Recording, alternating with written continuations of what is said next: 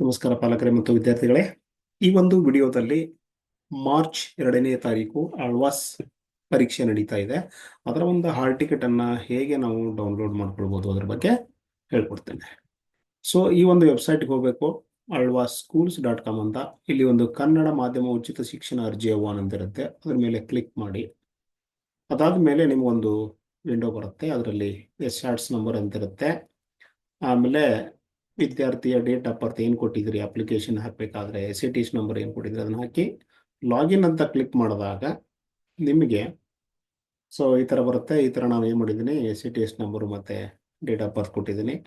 Login ಆದಾಗ ಈ ಥರ ಒಂದು ವಿಂಡೋ ಬರುತ್ತೆ. ವಿದ್ಯಾರ್ಥಿಯ ಫೋಟೋ, ಸ್ಟೂಡೆಂಟ್ ನೇಮ್ ಬರುತ್ತೆ, application number, contact number, email ID ಬರುತ್ತೆ. ನೀವೇನೆಲ್ಲ ಡೀಟೇಲ್ಸ್ ಕೊಟ್ಟಿರ್ತೀರಾ ಅಪ್ಲಿಕೇಶನ್ ಹಾಕಬೇಕಾದ್ರೆ ಅದೆಲ್ಲ ಮಾಹಿತಿ ಇಲ್ಲಿ ಬರುತ್ತೆ. ಇಲ್ಲಿ ಡೌನ್ಲೋಡ್ ಅಪ್ಲಿಕೇಶನ್ ಇರುತ್ತೆ.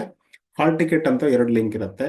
ನಿಮ್ಗೆ ಇನ್ ಕೇಸ್ ಏನಾದರೂ ಅಪ್ಲಿಕೇಶನ್ ಕಳೆದೋಗಿದ್ರೆ ಇದನ್ನು ಕ್ಲಿಕ್ ಮಾಡಿ ಡೌನ್ಲೋಡ್ ಮಾಡ್ಕೊಳ್ಳಿ. ಹಾಲ್ ಟಿಕೆಟ್ ಬೇಕಾದರೆ ಹಾಲ್ ಟಿಕೆಟ್ ಮೇಲೆ ಬಟನ್ ಮೇಲೆ ಕ್ಲಿಕ್ ಮಾಡಿದರೆ ಒಂದು ನೆಕ್ಸ್ಟ್ ಸ್ಕ್ರೀನ್ ಬರುತ್ತೆ. ಅಲ್ಲಿ ಹಾಲ್ ಟಿಕೆಟ್ ಈ ಥರ ಡಿಸ್ಪ್ಲೇ ಆಗುತ್ತೆ. ಇಲ್ಲಿ ವಿದ್ಯಾರ್ಥಿಯ ಫೋಟೋ ಇರುತ್ತೆ, ಹಾಲ್ ಟಿಕೆಟ್ ನಂಬರ್ ಇರುತ್ತೆ, ಯಾವ ಕ್ಲಾಸಿಗೆ ಅಡ್ಮಿಷನ್ ಬಯಸಿದಿರಿ ಅದಿರುತ್ತೆ, ಸ್ಟೂಡೆಂಟ್ ನೇಮ್ ಇರುತ್ತೆ, ಆಧಾರ್ ಕಾರ್ಡ್ ಇರುತ್ತೆ, ಸ್ಯಾಟ್ಸ್ ನಂಬರ್ ಇರುತ್ತೆ, ಡೇಟ್ ಆಫ್ ಬರ್ತ್ ಕೂಡ ಇರುತ್ತೆ. ಮತ್ತು ಎಕ್ಸಾಮ್ ಟೈಮ್ 10ರಿಂದ 12 ಗಂಟೆ 30 ನಿಮಿಷ ಮಾರ್ಚ್ 2ನೇ ತಾರೀಕು. ಮತ್ತು ಎಕ್ಸಾಮ್ ಸೆಂಟರ್ ಕೂಡ ಇರುತ್ತೆ. ಇಲ್ಲಿ ಅವರ ಆಳ್ವಾಸ್ ಒಂದು ಕ್ಯಾಂಪಸ್ಸಲ್ಲೇ ಬೇರೆ ಬೇರೆ ಒಂದು ಬಿಲ್ಡಿಂಗ್ಗಳಿದೆ. ಇಂಗ್ಲೀಷ್ ಮಾಧ್ಯಮ ಇರ್ಬೋದು, ಕನ್ನಡ ಮಾಧ್ಯಮ ಇರ್ಬೋದು, ಡಿಗ್ರಿ ಬ್ಲಾಕ್ ಆಗಿರ್ಬೋದು, PUC ಬ್ಲಾಕ್, ಈ ಥರ ಬೇರೆ ಬೇರೆ ಇರುತ್ತೆ. ಅಲ್ಲೇ ವಾಕೇಬಲ್ ಡಿಸ್ಟೆನ್ಸಲ್ಲೇ ಇರುತ್ತೆ ಇದೆಲ್ಲ. ಎಕ್ಸಾಮ್ ಸೆಂಟರ್ ಇರುತ್ತೆ ಇಲ್ಲಿ. ಅದಾದ ನಂತರ ಆ ಹಾಲ್ ಟಿಕೆಟ್ ಕೆಳಗಡೆ ಕೆಲವೊಂದು ವಿಶೇಷ ಸೂಚನೆಗಳಿರುತ್ತೆ ಮಕ್ಕಳಿಗೆ. ಪ್ರವೇಶ ಪತ್ರ ಇಲ್ಲದೆ ಬಂದರೆ ಪರೀಕ್ಷೆಗೆ ಹಾಜರಾತಿ ಇರೋದಿಲ್ಲ. ನಿಮಗೆ ನಿಗದಿಪಡಿಸಿದ ಪರೀಕ್ಷಾ ಕೇಂದ್ರದಲ್ಲಿಯೇ 9 ಗಂಟೆ ಈಗ ಎಷ್ಟು ಟೈಮಿಂಗು 10 ಗಂಟೆ ನಡೆಯುತ್ತೆ. 9 ಗಂಟೆ 30 ನಿಮಿಷಕ್ಕಿಂತ ಮುಂಚೆ ನೀವು ಬರಬೇಕು. ಬೇರೆ ಕೇಂದ್ರದಲ್ಲಿ ಪರೀಕ್ಷೆ ಬರೆದರೆ ಮಾನ್ಯ ಮಾಡಲಾಗುವುದಿಲ್ಲ. ನಿಮಗೆ ಯಾವುದು ಇದೆ ಸೆಂಟರು ಅಲ್ಲೇ ಮಾತ್ರ ಬರಿಬೇಕು ನೀವು. OMR ಹಳೆಯ ಮೇಲೆ ಮೇಲ್ಭಾಗದಲ್ಲಿ ಅಭ್ಯರ್ಥಿ ನೋಂದಣಿ ಸಂಖ್ಯೆ ಅಂತಂದರೆ ಇಲ್ಲಿದೆಯಲ್ಲ, ಅದು ರಿಜಿಸ್ಟ್ರೇಷನ್ ನಂಬರ್ ಅಂತಿರುತ್ತೆ, ಆ ನಂಬರ್ ಬೇಕಾಗತ್ತೆ. ನೋಂದಣಿ ಸಂಖ್ಯೆ ನಿಮ್ಮ ಅಪ್ಲಿಕೇಶನಲ್ಲಿ ಇರುತ್ತೆ. ಅದಾದ ನಂತರ ಹೆಸರು ಬರಿಬೇಕು, ಕಂಪ್ಲೀಟ್ ವಿಳಾಸ ಬರಿಬೇಕು, ತಂದೆ ಹೆಸರು ಬರಿಬೇಕು, ದೂರವಾಣಿ ಸಂಖ್ಯೆ, ಇದು important. This is very important. ದೂರವಾಣಿ ಸಂಖ್ಯೆ ನೀವು ಬರೆದ್ರೆ ಇನ್ ಕೇಸ್ ಏನೋ ಮಿಸ್ ಆದರೂ ಕೂಡ ನಿಮ್ಮ ದೂರವಾಣಿ ನಂಬರ್ ಕೂಡ ಅವರಿಗೆ ಹೆಲ್ಪ್ ಆಗುತ್ತೆ. ನಿಧಾನವಾಗಿ ಎಚ್ಚರಿಕೆಯಿಂದ ತುಂಬಬೇಕು, ಯಾವುದೇ ರೀತಿ ಮಿಸ್ಟೇಕ್ ಬರೆಯಂಗಿಲ್ಲ.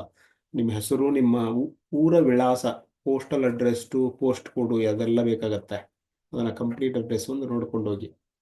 ಪ್ರಶ್ನೆ ಪತ್ರಿಕೆಯಲ್ಲಿರುವ ಉತ್ತರದ 4 ಆಯ್ಕೆಗಳಲ್ಲಿ ಸರಿಹೊಂದಂತೆ ಪ್ರತಿ ಪ್ರಶ್ನೆ ಸಂಖ್ಯೆ ಈಗ 4 ಆಪ್ಷನ್ಸ್ ಇರುತ್ತೆ. ಸುಮಾರು ಜನಕ್ಕೆ ಗೊತ್ತಿರುತ್ತೆ, ಎಲ್ಲರೂ ಸೈನಿಕ ನವೋದಯ ಬರೆದಿದ್ರೆ ಇತ್ತೀಚೆಗೆ, ಅದೆಲ್ಲ ಗೊತ್ತಿರುತ್ತೆ. ಅದನ್ನು ಶೇಡ್ ಮಾಡೋದು ಹೆಂಗೆ ಅಂತ ನಿಮ್ಗೆ ಗೊತ್ತಿದೆ. ಏನೇನು ತರಬೇಕು, ಮೌಲ್ಯಮಾಪನ ಅಂಕ ನೀಡುವ ಪದ್ಧತಿ ಸಂಪೂರ್ಣವಾಗಿ ದೋಷರಹಿತವಾಗಿದ್ದರಿಂದ ಮರು ಎಣಿಕೆ ಮೌಲ್ಯಮಾಪನ ಅದೆಲ್ಲ ಇರಲ್ಲ. ಏನೇನು ತರಬೇಕು ಅನ್ನೋದೊಳಗೆ ನಿಮ್ಮ ಕಡೆ ಪೆನ್ ಇರ್ಬೋದು, ಪೆನ್ಸಿಲ್, ರಬ್ಬರ್ ಹೊರತುಪಡಿಸಿ ಯಾವುದೇ ವಿವಿಧ ತಾಂತ್ರಿಕ ಸಾಧನಗಳಿಗೆ ಅವಕಾಶವಿರೋದಿಲ್ಲ. ಇನ್ ಕೇಸ್ ನೀವು ಪ್ಯಾಡ್ ತೊಗೊಂಡವ್ರಿ, ಪ್ಯಾಡ್ ಅಲ್ಲೋ ಇದ್ದರೆ ಅದನ್ನು ಒಳಗೆ ಒಯ್ಬೋದು, ಇಲ್ಲ ಅಂತಂದರೆ ಹೊರಗೆ ಕೊಡ್ಬೋದು. 1-2-3 ಪೆನ್ನು, ಒಂದು ಪೆನ್ಸಿಲ್ಲು, ಒಂದು ರಬ್ಬರು, ಒಂದು ಕೆತ್ತದು ಅದೆಲ್ಲ ತೊಗೊಂಡೋಗಿ ಇನ್ ಕೇಸ್ ಬೇಕಾದರೆ. ಪರೀಕ್ಷಾ ಕೇಂದ್ರದೊಳಗೆ ಯಾವುದೇ ಎಕ್ಸಾಮ್ ಪ್ಯಾಡ್ ಇಲ್ಲ ಅಂತ ನೋಡಿ. ಫೋಟೋ, ಆಧಾರ್ ಕಾರ್ಡ್, ಇನ್ನಿತರ ದಾಖಲಾತಿಗೆ ಅಗತ್ಯ ಇರುವುದಿಲ್ಲ. ಏನು ತರೋಂಗಿಲ್ಲ. 2-3 ಪೆನ್ನು, ಸೀಸು, ರಬ್ಬರು, ಕೆತ್ತದು 4 ಐಟಮ್ ಮಾತ್ರ. ಪ್ಯಾಡ್ ಕೂಡ ತರಂಗಿಲ್ಲ ಅಂತ ಹೇಳಿದ್ದಾರೆ ಇಲ್ಲಿ. ಪ್ಯಾಡ್ ತೆಗೆದುಕೊಂಡು ಹೋಗಬೇಡಿ. ವಿದ್ಯಾರ್ಥಿಗಳ ಆಯ್ಕೆ ಪಟ್ಟಿಯ ಈಗಾಗಲೇ ನೀವು ಸಲ್ಲಿಸಿರುವ ಅರ್ಜಿ ಲಿಂಕ್ ದಿನಾಂಕ. ಈಗ 2ನೇ ತಾರೀಕಿಗೆ ನೀವು ಎಕ್ಸಾಮ್ ಬರೆದ್ರಂದ್ರೆ ನಿಮ್ದು ರಿಸಲ್ಟ್ ಯಾವಾಗ ಬರುತ್ತೆ ಅಂತಂದರೆ ಅದೇ ತಿಂಗಳ 20ನೇ ತಾರೀಕು. ಈಗೇನು ಲಿಂಕ್ ತೋರಿಸಿದ್ರಲ್ಲ ಅದೇ ಲಿಂಕಲ್ಲಿ ಹಾಕಿರ್ತಾರೆ. ನೀವು ನಿಮ್ಮ ಮಗುವಿನ ನಂಬರ್ ಅಥವಾ SATS ನಂಬರ್ ಅಥವಾ ಡೇಟ್ ಆಫ್ ಬರ್ತ್ ಹಾಕಿದರೆ ನಿಮಗೆ ಅಲ್ಲಿ ರಿಸಲ್ಟ್ ಕಾಣುತ್ತೆ. ಆಯ್ಕೆ ಆಗಿ ಇರುತ್ತೆ ಅಂತ ಬರುತ್ತೆ, ಆಯ್ಕೆ ಆಗದೇ ಇದ್ದರೆ ಆಗಿಲ್ಲ ಅಂತ ಬರುತ್ತೆ. ಮತ್ತು ನಿಮ್ಮ ಮಗ ಎಷ್ಟು ಅಂಕ ಪಡೆದಿದ್ದಾನಂತೂ ಅದರಲ್ಲಿ ಇರುತ್ತೆ. ಅಂಕವನ್ನು ಯಾವುದೇ ಕಾರಣಕ್ಕೂ ದೂರವಾಣಿ ಮೂಲಕ ತಿಳಿಸಿರುವುದಿಲ್ಲ. ನಿಮಗೆ ಎಷ್ಟು ಅಂಕ ಬಂದಿದೆ ಅಂತ ನಿಮಗೆ ಯಾರು ಫೋನ್ ಮಾಡಿ ಹೇಳಲ್ಲ, ಅಲ್ಲೇ ನೀವು ಚೆಕ್ ಮಾಡಬೇಕು. ಅಭ್ಯರ್ಥಿಗಳು ಪರೀಕ್ಷಾ ಪ್ರವೇಶ ಪತ್ರವನ್ನು ಪರೀಕ್ಷಾ ಫಲಿತಾಂಶ ಪ್ರಕಟವಾಗುವವರೆಗೂ ಜೋಪಾನವಾಗಿ ಇಟ್ಟುಕೊಳ್ಳೋದು. ಈ ಪ್ರವೇಶ ಪತ್ರ ಇದೆ, ಹಾಲ್ ಟಿಕೆಟು, ರಿಸಲ್ಟ್ ಬರೋವರೆಗೂ ಇದನ್ನು ಕಾಯ್ದಿಟ್ಕೊಳ್ಬೇಕು. ನೀವು ನಕಲು ಮಾಡಲು ಅವಕಾಶ ಇಲ್ಲ. ಕಾಪಿ ಮಾಡೋದಾಗಲಿ, ಆ ಕಡೆ ಈ ಕಡೆ ನೋಡೋದಾಗಲಿ ಅದಕ್ಕೆಲ್ಲ ಅವಕಾಶ ಇರೋದಿಲ್ಲ. ಅಂಥದ್ದೇನಾದರೂ ಕಂಡು ಬಂದರೆ ಅವನ್ನ ರದ್ದುಗೊಳಿಸಲಾಗುತ್ತದೆ. ಪ್ರವೇಶ ಪರೀಕ್ಷೆಯ ಆಯ್ಕೆ ಹಿನ್ನೆಲೆಯಲ್ಲಿ ಯಾವುದೇ ವಿವಿಧ ವ್ಯಕ್ತಿ ಅಥವಾ ಪತ್ರ ಈಗ ಯಾರಾದರೂ ಇನ್ಫ್ಲೂಯೆನ್ಸ್ ಮಾಡಿ ಆ, ನಮ್ಮ ಇದೊಂದು ಸೀಟ್ ತಗೊಳ್ಳಿ ಅಥವಾ ಇವನೊಬ್ಬನ ತಗೊಳ್ಳಿ ಅಂತ ಅದಕ್ಕೆ ಅವಕಾಶ ಇರೋದಿಲ್ಲ. ಆ ಥರ ಯಾವ್ದಾದ್ರು ಮಾಡಕ್ಕೆ ನೋಡಿದರೆ ವಿದ್ಯಾರ್ಥಿಯನ್ನ ನರ್ರೆಂದು ಪರಿಗಣಿಸಲಾಗುತ್ತೆ.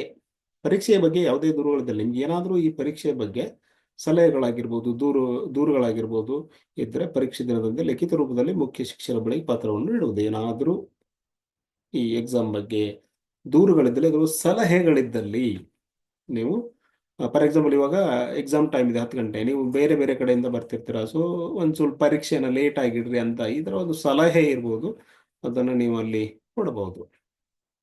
ಮತ್ತು ವಿಶೇಷ ಸೂಚನೆ ಇದೆ, ದ್ವಿತೀಯ ಹಂತಕ್ಕೆ ಆಯ್ಕೆಯಾದವರಿಗೆ ಮಾತ್ರವೇ ಸಂಸ್ಥೆಯಿಂದ ದೂರವಾಣಿ ಮೂಲಕ ತಿಳಿಸಲಾಗುತ್ತದೆ. ಇನ್ ಕೇಸ್ ನೀವು ಫಸ್ಟ್ ರೌಂಡಲ್ಲಿ ಕ್ಲಿಯರ್ ಮಾಡಿದರೆ ಅಂಥವರಿಗೆ ಮಾತ್ರ ಆಳ್ವ ಶಾಲೆಯಿಂದ ಕಾಲ್ ಮುಖಾಂತರ ನಿಮಗೆ ಹೇಳಲಾಗುತ್ತೆ ಮುಂದಿನ ಸುತ್ತಿನ ಬಗ್ಗೆ. ಮುಂದಿನ ಸುತ್ತು ಅಂದರೆ ಏನಿರುತ್ತೆ, ಸುಮಾರು ಜನ ಕ್ವಶನ್ಸ್ ಇರುತ್ತೆ, ಕೆಲವೊಬ್ಬರಿಗೆ ಐಡಿಯಾ ಇರುತ್ತೆ, ಕೆಲವೊಬ್ಬರಿಗೆ ಇರಲ್ಲ. ಮುಂದಿನ ಸುತ್ತಲ್ಲಿ ರಿಟರ್ನ್ ಎಕ್ಸಾಮ್ ಇರುತ್ತೆ ನಿಮ್ಮದು. ಇದು OMR ಸೀಟ್ ಮುಖಾಂತರ ನೀವು 4 ಆಪ್ಷನ್ಸ್ ಕೊಟ್ಟಿರ್ತಾರೆ, ಅದಕ್ಕೆ ಹಾಕ್ತೀರಾ. ನೆಕ್ಸ್ಟ್ ಸುತ್ತು ಏನಿರುತ್ತೆ ಅಂತಂದರೆ ರಿಟರ್ನ್ ಎಕ್ಸಾಮ್ ಇರುತ್ತೆ. ಅಲ್ಲಿಯೂ ಕೂಡ ನಿಮಗೆ ಕ್ವಶನ್ ಪೇಪರ್ ಕೊಡ್ತಾರೆ. ಆ ಕ್ವಶನ್ ಪೇಪರಲ್ಲಿ ಅಲ್ಲಿ OMR ಇರಲ್ಲ. ಸೊ ಉತ್ತರಗಳನ್ನು ನೀವೇ ಖುದ್ದಾಗಿ ಬಿಡಿಸಬೇಕು.